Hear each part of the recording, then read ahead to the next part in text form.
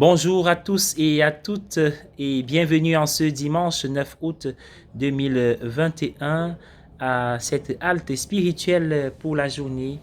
Installez-vous bien, c'est le temps consacré à la halte spirituelle, que le Saint-Esprit nous éclaire et nous conduise pour découvrir le trésor de la liturgie de la parole de ce 19e dimanche du temps ordinaire dans l'année liturgique B.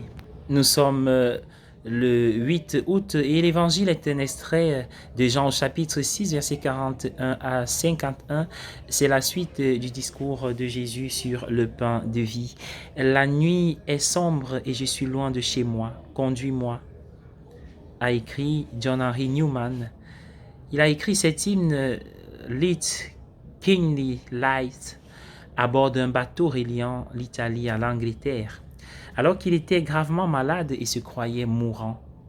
Je ne demande pas à voir la scène lointaine, un pas suffit pour moi. Nous voyons instinctivement notre vie comme un voyage, jamais aussi vivement lorsque nous pensons que le voyage est presque terminé. On dit les saisons de la vie. Notre vie est un peu comme les saisons de l'année, le printemps et de l'été, de la jeunesse à l'automne, puis à l'hiver. Le même schéma de vie s'inscrit dans chaque jour. Le matin, vous sortez de votre lit comme d'un ventre de femme, puis la journée traverse ces phases jusqu'à ce que tard dans la nuit, vous n'ayez qu'une envie, vous allonger et dormir. Le schéma de toute ta vie apparaît dans chaque portion de celle-ci. Élie fit une journée de voyage dans le désert, s'assit sous un genêt et pria pour mourir. J'en ai assez, Seigneur, a-t-il dit. Quiconque lit cette histoire, la première lecture d'aujourd'hui, sait qu'il ne s'agit pas seulement de l'histoire d'un homme un jour donné, mais de l'histoire de la vie de chacun d'entre nous.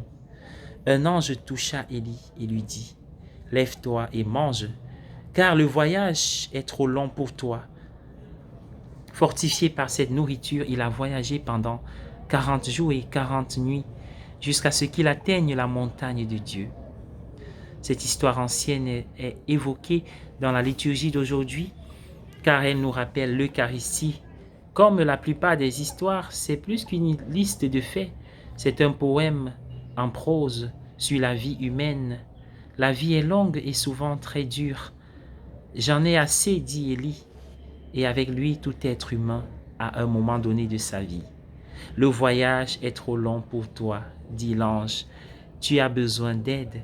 Tu n'arriveras à rien avec les maigres provisions que tu as apportées avec toi. Tu n'atteindras jamais la montagne de Dieu. Tu mourras sans avoir découvert le sens profond et l'épanouissement de ta vie.